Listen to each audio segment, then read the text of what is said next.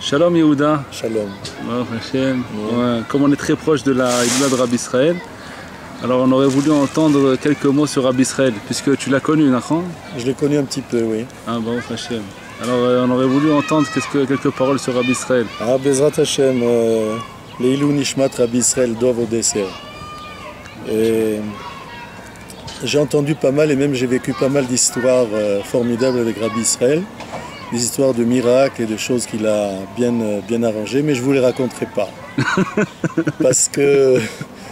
Je vous les raconterai pas parce que pour moi ce serait une insulte à la grandeur de Rabbi Israël. Rabbi Israël était bien au-delà de ces rabbanim qui font des miracles ou de ces gens qui ont la force de la tfila, de la prière. Il était bien au-dessus de tout ça. C'était pas un rave, c'était pas un tzaddik comme les autres. Il était au-dessus de tout le monde, de sa génération.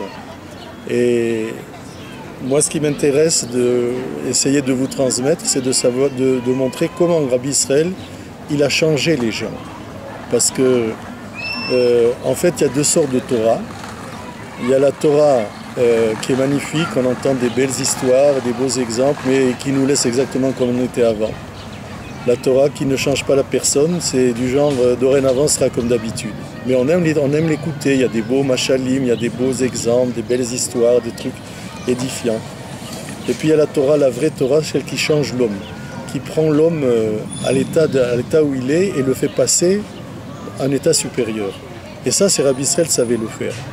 De la même façon, il y a deux sortes de rabbanim. Il y a les rabbanim qui vous apprennent une Torah, qui va vous laisser exactement comme avant.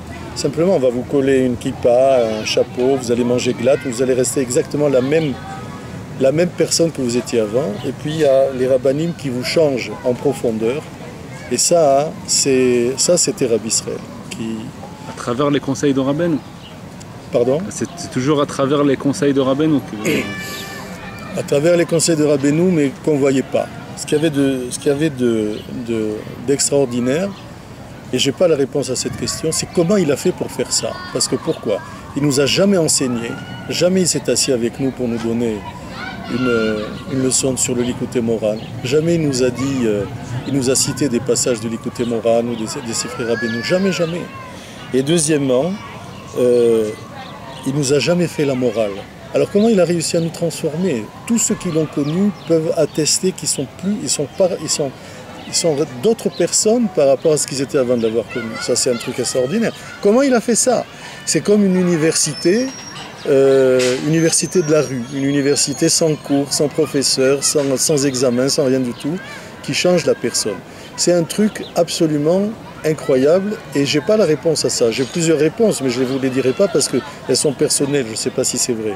Comment il a pu réussir ce changement sans faire de cours, sans faire la morale aux gens? Comment il a pu faire ça? Je ne sais pas. Et Rabbi Israël, il était en quelque sorte un passeur de frontières. C'est-à-dire cette personne qui vous prend et vous fait passer la frontière de manière clandestine, en bravant tous les dangers, en montant les cols les plus hauts et vous fait passer sur le versant d'à côté. Il prenait les gens à l'état de chrysalide, à l'état de larve, parce que toute personne est la chrysalide de lui-même. C'est la larve de lui-même, le golem de lui-même, par rapport à l'état à laquelle il va arriver après. Quand on regarde le chemin qu'on a parcouru des années auparavant, on voit qu'on était vraiment des animaux par rapport à ce qu'on est maintenant. Ça ne veut pas dire que maintenant on est des tzadikim, loin de là, mais par rapport au chemin qu'on a fait, on voit qu'on a fait beaucoup de chemin. Rabbi Israël, c'était ça, c'était un passeur de frontières et vous faisait passer la frontière de vous-même. Ça suffisait d'arriver à côté de lui, simplement de le voir. On ressentait une irat shamaim, on ressentait on ressentait qu'on avait une émouna supérieure à ce qu'elle était avant. Mais rien, il faisait rien. Il était à côté, il vous regardait. On pouvait parler de la pluie et du beau temps. Et ça changeait tout en nous, mais on ne le voyait pas tout de suite. Puis, en dehors du fait qu'il nous apprenait donc, il augmentait chez nous la Yirat Shamaim, la crainte d'Hachem, la émouna, il y a un truc aussi, ça c'est un des plus beaux cadeaux qu'il nous a fait. Il nous a appris à penser plus juste. C'est-à-dire à ne pas tomber dans les faux semblants, dans les mensonges.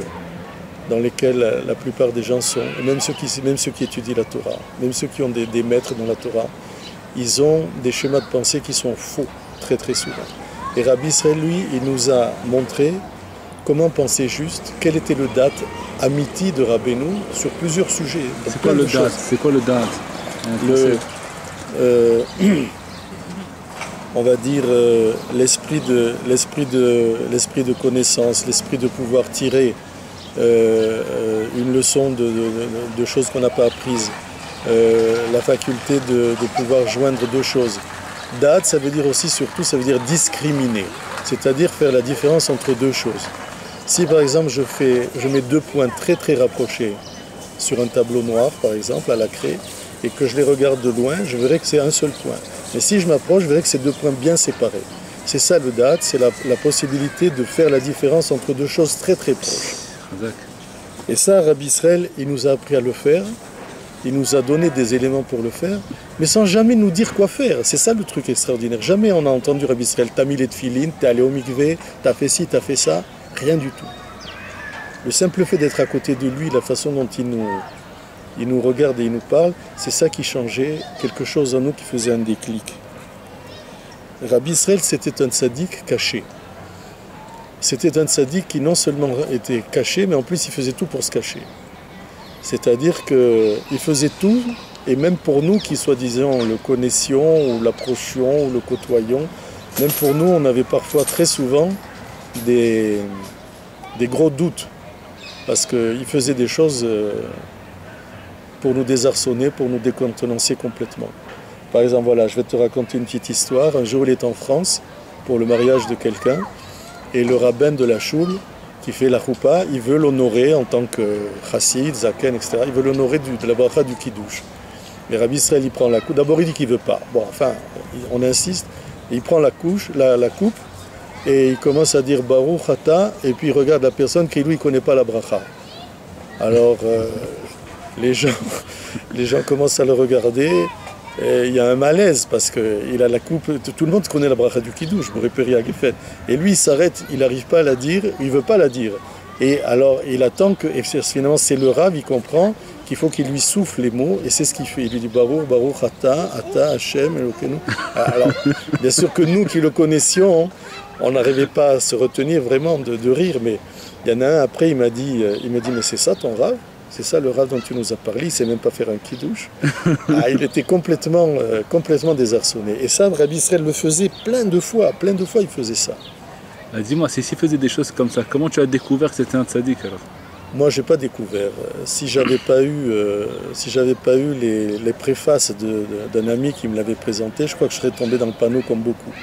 Il y en a beaucoup qui sont venus le voir, ils sont repartis en pensant que c'était un vieux, une personne âgée, ouais, c'était un chassid sympathique, quoi. Mais au fur et à mesure de le connaître, tu as bien découvert que c'était un tzaddik, à un moment donné. Ouais. Et comment ça s'est passé? Ça s'est passé assez vite, parce que la première fois que je l'ai vu, je suis venu le voir spécialement, c'était Chol HaMoed, Pessah, il était à Tibéria chez une de ses filles, et j'avais une question très particulière à lui poser, un dilemme de la vie, et je ne savais pas du tout parler l'hébreu, mais rien, hein. Et on a réussi à se comprendre, lui et moi, c'était extraordinaire. Un ami m'avait donné, la question que j'avais voulu lui poser, il me l'avait donné enregistrée sur un magnétophone d'avant, avec les bandes là. Et alors, j'avais dit à Rabbi Israël, est-ce que vous pouvez écouter ça? Je ne sais même pas comment je lui ai dit. Et il a écouté, il a compris quelle était la question, il ne m'a pas répondu tout de suite. On est resté comme ça un jour ou deux ensemble, et c'est peu par peu qu'il m'a donné sa réponse. Et j'ai vu que c'était une personne qui n'était pas du tout commune, et qui avait un pouvoir d'abord de compréhension et d'explication. Et surtout que, quand je lui avais posé cette question, une fois qu'il m'a donné la réponse, je me suis senti super soulagé. Ça veut dire que c'était quelque chose d'extraordinaire. Je sentis que la réponse qu'il m'avait donnée, c'était exactement ce qu'il fallait que je fasse. Donc, pour se cacher, il se cachait, mais il a changé le destin de dizaines et de dizaines de personnes. Beaucoup de personnes sont montées en Eretz Israël, par exemple moi, essentiellement parce qu'il avait insisté sur ça, qu'il fallait monter en Eretz. que c'était un pays extraordinaire, il parlait des fruits d'Eretz Israël, il parlait de l'ère d'Eretz Israël, Eretz Israël, Eretz Israël. Et sans te le dire de venir. Jamais, jamais. Un jour, je lui ai dit, mais qu'est-ce que ça veut dire les fruits d'Eretz Israël? Il y a des fruits partout, les fruits d'Eretz Israël. Qu'est-ce que ça veut dire? Il y a quelque chose de caché là-dedans.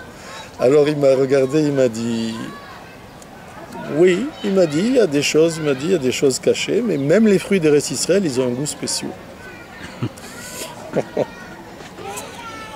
Non seulement il changeait le destin des gens, mais Rabbi Israël, il a changé le destin de l'histoire du monde. Et je vais dire pourquoi, je ne vais pas expliquer pourquoi, parce que c'est trop difficile, vous n'allez pas pouvoir l'accepter. Mais d'abord, si la chute de l'URSS, c'est lui qui l'a causée. La chute de l'empire de l'URSS, c'est lui qui l'a causée. Et ça s'est passé dans des circonstances très particulières. Lui, ce qu'il voulait, Rabbi Israël, c'était que le tombeau de Rabbi Nachman soit ouvert à tout le monde. Et les Russes empêchaient. Ils nous empêchaient d'y aller, il fallait demander des visas pour les Israéliens. Il fallait soudoyer là-bas les chauffeurs de bus, les gens du KGB, ça coûtait de l'argent, on était poursuivis, c'était très difficile. Et lui, il a réussi à ouvrir les frontières, il le répétait après, d'une manière voilée. Il disait, la Russie est tombée sans une seule balle qui a été tirée. En général, les révolutions, il y a toujours des morts, des coups de fusil, etc. Là, il n'y avait rien. Jusqu'à présent, c'est très difficile d'expliquer pourquoi l'URSS est tombée. Pourquoi c'est tombé? C'était très bien. Et Rabbi Israël, il répétait sans arrêt, Blishum Kadour, sans aucun tir de balle, l'URSS est tombé. Et moi, à mon avis, c'est parce qu'il a voulu ouvrir le tombeau de Rabbi Nachman. Et je sais exactement comment ça s'est passé, mais je crois que l'histoire était écrite, on ne peut pas la dire au micro. C'est quelque chose de trop... C'est du ribouillour, c'est un truc. Rabbi Israël a été mêlé aussi à la chute de Begin. C'est pas qu'il a cherché la chute de Menachem Begin, le premier ministre d'Eretz Israël, mais il avait fait quelque chose, il avait été le voir à Begin, et il lui avait demandé d'imprimer des livres et de les donner à chaque soldat du Liban pour les protéger. Et tous les jours, Rabbi Israël y pleurait, parce que quand on lui disait qu'il y avait des soldats du Liban qui étaient tombés. Et il a dit, il faut qu'ils aient dans leur paquetage, il faut qu'ils aient Sipurei Massiot et un autre livre, je ne me rappelle plus duquel. Et Begin s'était engagé à les imprimer et à les donner aux soldats. Puis finalement, il n'a pas fait. Ça a traîné, etc. Il n'a pas fait. Et Rabbi Israël lui avait écrit une lettre, etc. Et à la suite de ça, lui aussi c'est pareil. Ça a été très difficile tout d'un coup de savoir pourquoi Begin a abandonné le pouvoir. C'était très mal expliqué jusqu'à présent. Il a démissionné, c'est chose très rare. Et je pense qu'il n'a pas cherché à nuire à Begin, Chas v'Shalom, mais le fait qu'il a fait une promesse, Begin qui n'a pas tenu, c'est ça qui a été un facteur important dans le fait qu'il a dû abandonner le pouvoir. À mon avis, c'est moi ce que je pense. Un jour, comment il s'appelle, Aaron Patz, qui était le premier qu'il avait à la Vachalom, qui était le premier qu'il avait rencontré, que c'est Rabbi Israël, il lui avait dit à Aaron Patz dans la maison de vieux où il était Rabbi Israël. Il se baladait là-bas, je ne sais pas pourquoi il était là-bas Aaron Patz. Et Rabbi Israël, il lui a dit, est-ce que tu veux une part dans la Géoula? Comme ça, de but en blanc. Est-ce que tu veux une part dans la Géoula? Il lui a dit, bien sûr. Il a dit, emmène-moi au mikvé. Alors il l'a emmené au mikvé, et après Rabbi Israël s'est trempé au mikvé. Il y a parlé du pétek, etc. Et alors là, Aaron Patz, il a dit, comment? Mais tu as un pétek et tu n'en parles pas, mais il faut le montrer partout, il faut le publier partout, etc., etc. Donc il était très proche, Aaron Patz, de Rabbi Israël, et Rabbi Israël lui dévoilait souvent des choses qu'il dévoilait à personne. Parce que t'as beau te cacher, t'as beau rester secret, et à un moment donné, c'est obligé que ça sorte. Et une fois, Aaron, il m'a dit, je suis rentré chez Rabbi Israël, il a dit, tu as vu qui est sorti de là? Tu as vu qui était là? Et c'était la nuit. Et Aaron Patz, il dit, non, j'ai vu personne. Il lui a dit, mais il y a pas Assar chez l'Ishmaël, ça veut dire le prince céleste d'Ishmaël était là. Et il est venu voir Rabbi Israël et lui demander quoi faire. Le prince céleste de Ishmaël est venu voir Rabbi Israël dans sa petite chambre modeste, sur son petit lit. Il est venu, et Rabbi Israël lui a dit qu'est-ce qu'il fallait faire, apparemment d'après ce qu'il a raconté à Aaron, dans l'histoire des guerres entre Ishmaël et Israël, dans l'histoire des guerres qu'il y avait contre la Médinat Israël. Donc Rabbi Israël, c'est pas un petit sadique de banlieue, c'est pas un petit sadique de Coupatrolim secondaire, c'est quelqu'un de très très grand. C'est pas parce qu'il se cache que ça enlève quoi que ce soit à son niveau. Il avait un niveau spirituel extrêmement élevé. La preuve qu'il a dit, il a déclaré après devant plusieurs personnes qu'il n'a même plus besoin de dire le Tikkun HaKlali, il est propre entièrement. Il n'a plus besoin de dire le Tikkun HaKlali, il n'a plus du tout, il a dit Anita Avatisha, j'ai plus du tout le penchant vers les femmes que les hommes ont tous. Il n'a plus ça, il est arrivé à un degré extra de pureté, il a purifié son corps, il a purifié sa neshama. Il a dit des choses extraordinaires sur son niveau, des fois quand il était en dvekout avec Akadosh Baruch Hu, mais je ne peux pas les répéter parce que c'est trop difficile à entendre. Il faut beaucoup de préfaces pour pouvoir les admettre. C'est pas que c'est des choses, c'est quelque chose que on ne peut comprendre que si on a beaucoup de préfaces auparavant. C'est pas une histoire il faut une préparation pour comprendre ce que c'est. Tu peux rester à côté de Rabbi Israël pendant des heures, des jours, des Shabbatot, tu vois rien du tout, mais rien. Tu vois un homme comme les autres, qu'il est assis, il fait Netilat Yadayim, des fois il est enrhumé comme tout le monde, tu vois absolument rien. Et lui, il travaille sans arrêt, sans arrêt. Si tu t'approches bien, tu regardes bien, même quand il est loin, ses lèvres elles bougent sans arrêt. Il est constamment tefila. Il est dans la voiture, tu voyages avec lui, tu lui parles pas pendant 10 minutes, tu vois ses lèvres qui bougent. Tu lui poses une question, il s'arrête, il te répond. Mais il est sans arrêt en écoute avec Hachem, il est sans arrêt en train de prier pour le clan d'Israël. Il a prié pour des gens qui connaissaient à peine.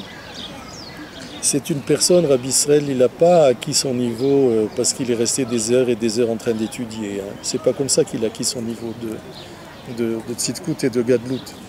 Il a acquis son niveau par les souffrances et par la tfila. C'est sûr qu'il a étudié, il était très très érudit, et j'espère qu'on va y revenir tout à l'heure. Il a énormément souffert, on l'a montré du doigt, on l'a isolé, on l'a vexé, on l'a frappé, on a humilié ses enfants, on l'a humilié, tout ça parce qu'il est devenu Breslev et qu'il ne faisait pas ce que les autres faisaient. Un jour, quelqu'un lui a dit, mais d'accord, tu as souffert, il y en a d'autres qui ont souffert, il n'y a pas que toi qui as souffert, d'autres aussi ont souffert. C'est-à-dire, Rabbi Israël, malgré son niveau extraordinaire, pour les gens qui étaient à côté de lui, on arrivait à Vonotenu, à Rabbim, à lui parler comme si c'était un ami d'enfance. C'était quelque chose d'extraordinaire. Même à son père, on ne parlait pas comme ça. Alors il lui a dit, mais bien sûr, il y en a d'autres qui ont souffert, il n'y a pas que toi qui as souffert. Alors il lui a dit à Rabbi Israël, alors quelle est la différence entre toi et les autres? Alors Rabbi Israël lui dit, Tagidata, dis-le toi, dis-toi quelle est la différence entre moi, ce que j'ai souffert, et ce que les autres. Alors il a dit, Rabbi Israël, cet élève, il a dit, je vais te dire quelle est la différence. Les autres, ils avaient une parnassa, ils avaient une famille, ils avaient une maison, ils avaient des écoles pour les enfants, ils avaient des habits, ils avaient de quoi manger. Il a dit, toi tu n'avais rien, tu n'avais pas de synagogue, tu n'avais rien du tout. Tu étais absolument sans repère, il n'y avait plus rien. Il aurait pu être Azé Shalom, comme on dit maintenant, un homme, comment on dit ça, un homme homeless qui n'a pas de domicile, sans domicile fixe. Il aurait pu être SDF. Ouais, comme un SDF, Azé Shalom. Il n'avait plus rien, il n'avait plus aucun repère, il n'avait plus rien à quoi se raccrocher. La seule chose à laquelle il se raccrochait, c'était son émouna dans Rabbi Nachman et le Pétek. Il a dit plusieurs fois que sans le Pétek, s'il n'avait pas reçu le Pétek, il serait mort. Il serait mort de chagrin, il serait mort de souffrance, il serait mort de déprime. Il n'aurait pas pu survivre à tout ce qu'il a souffert. Il a accepté ça Oui, ce que le Chaver a dit. Il a accepté. Il a dit qu'il y avait de ça. Ouais. Il était une personne qui, toute sa vie, donc c'est pas par le limoud qu'il est arrivé à son niveau. Il a étudié énormément, puisque un jour, il voulait pas d'abord montrer qu'il savait des choses. Hein.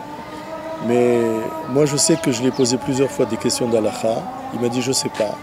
Et puis quelques minutes après, il m'a répondu, mais c'est pas des questions d'Alaha, c'est pas Bassar Vechalav, c'est des questions d'Alaha très difficiles, sur des cas humains très difficiles. C'est pas des cas qu'on peut poser à n'importe quel rave.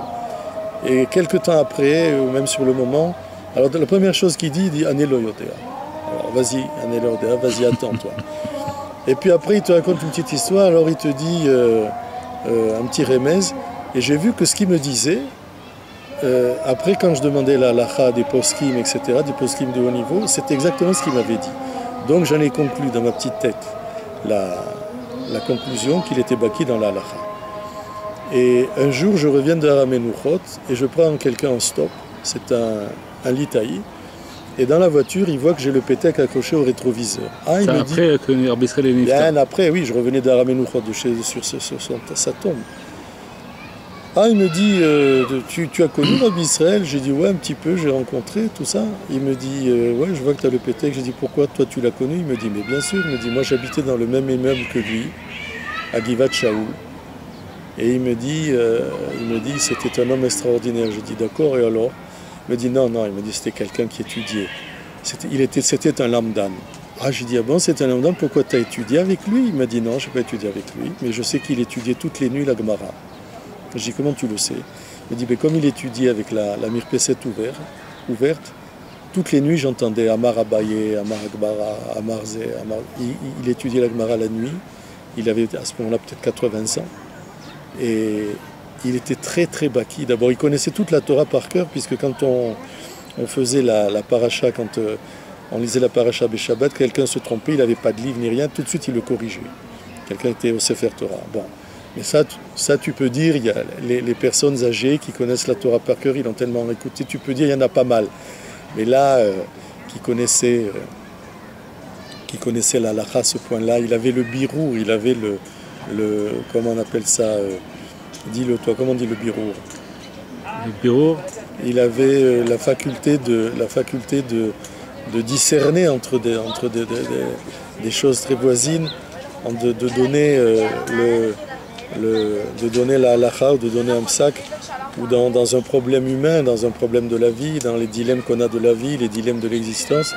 Il avait une façon de réfléchir, il avait une façon de trouver la solution qui était extraordinaire. Et ça, il a acquise bien sûr par le limoud, mais surtout par la tfila et par la hitbot et doute.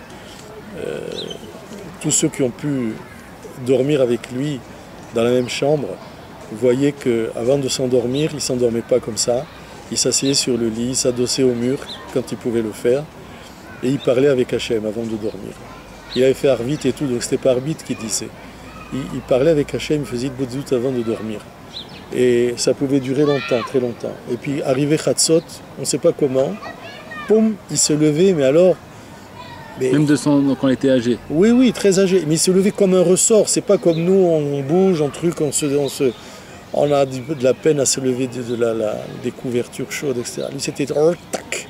Tu le retrouvais assis, c'était assis, il fallait lui donner le kéli de Netilat Yadayim. Et alors, ça, voilà, c'était Chatzot. Tu sais pas ce qu'il disait, tu sais pas ce qu'il faisait. Jamais il montrait ce qu'il priait, jamais. Très très rare, moi je l'ai jamais entendu. Qu'il priait, la façon dont il priait, il paraît que c'était un truc extraordinaire. Moi, j'ai pas pu l'entendre, mais d'autres l'ont entendu.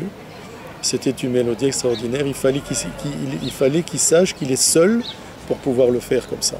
Quand il était devant quelqu'un, il ne montrait pas ni comment il priait, ni sa grandeur, ni qu'il ouvrait un lit, ni rien du tout. Il montrait que c'était un homme âgé, un homme simple, qui ne savait rien. Il se cachait. Et c'était quelque chose de très difficile à faire parce que des fois on le poussait par des questions dans ses derniers retranchements où il y avait des gens qui lui demandaient des brachot ou qui lui demandaient des interventions divines, etc. Et même quand il le faisait, même quand ça marchait, toujours après, il avait le mot qu'il faut ou l'attitude qu'il faut pour que la personne soit complètement déboussolée et elle était dans le doute pour savoir si c'est vraiment lui qui l'a aidé ou pas. À chaque fois, alors les gens lui disaient, mais tu sais, tu as prié pour un tel, regarde, ça s'est réalisé. Il dit, ah, Baruch Hashem, c'est Rabbeinu, on sait à quoi, Rabbeinu. Lui, c'était Rabbeinu. Il n'y avait que Rabbeinu. Il n'y avait rien d'autre que Rabbeinu. Il le disait d'ailleurs, il disait, Li yeshli rak Rabbeinu. Ça veut dire, ne viens pas me parler d'autre chose, ne viens pas me parler d'autres rabbanim, ne viens pas me parler d'autres trucs. Moi, c'est que Rabbeinu. Et ça, il nous l'a laissé, je pense, en héritage. C'est quelque chose de très particulier, même dans Breslev. Dans certaines tendances de Breslev, ils ont Rabbeinu, mais ils peuvent être aussi chassid d'autre chose, chassid de X, Y, Z, et en même temps être Rabbeinu à Laouman. Rabbi Israël nous a montré que ça, c'est pas ça. comment c'est possible? Alors, on est tous, il y a tous plein de rabbanim, plein de chassidouyot, plein d'admourim, plein de tzadikim. Ça veut dire ragrabez-nous, ragrabez-nous.